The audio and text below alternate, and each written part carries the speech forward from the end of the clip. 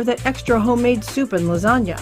If it's time to buy a freezer, Consumer Reports tests hundreds of them for temperature performance, energy efficiency, ability to stay cold after a power outage, and noise, all to make your decision easier.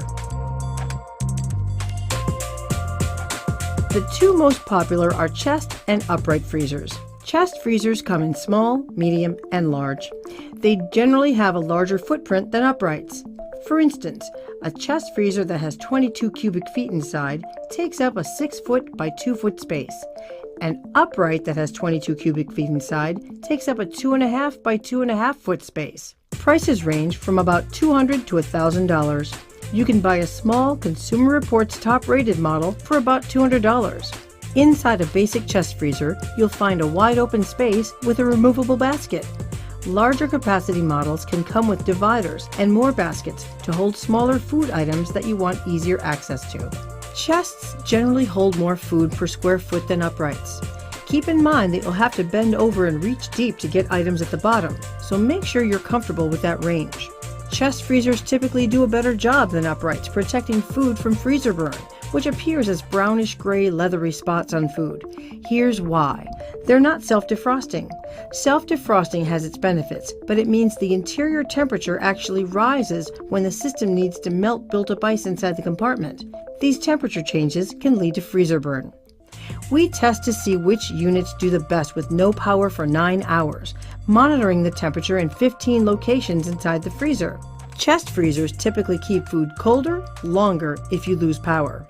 Since they do take up a lot of space, you need to consider where a chest freezer will fit.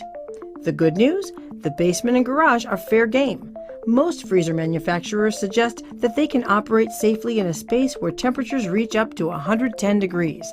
You'll save energy if you put your freezer in a cooler spot. Wherever it is, a chest freezer does require some maintenance. Every 6 months, you'll have to check for ice buildup on the inner walls.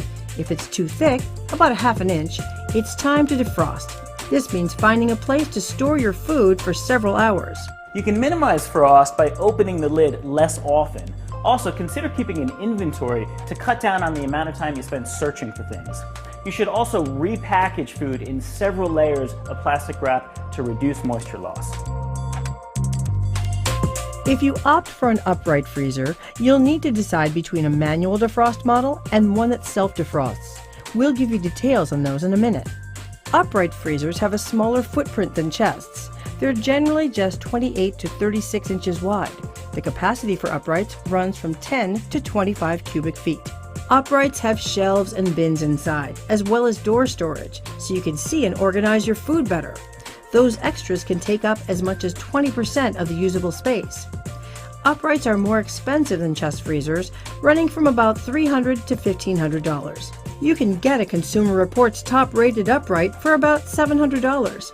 Check out our ratings on consumerreports.org. Unlike chest freezers, some uprights are moving beyond the standard plain white color palette, like this slate gray one or this stainless model. A manual defrost upright can save you a little money if you don't mind removing your food every 6 months while you defrost it. Although most of the upright freezers we rated maintain a consistent... Wait, you haven't seen the best part yet. Here are some amazing offers and specials available for one time only. You can't afford to miss it.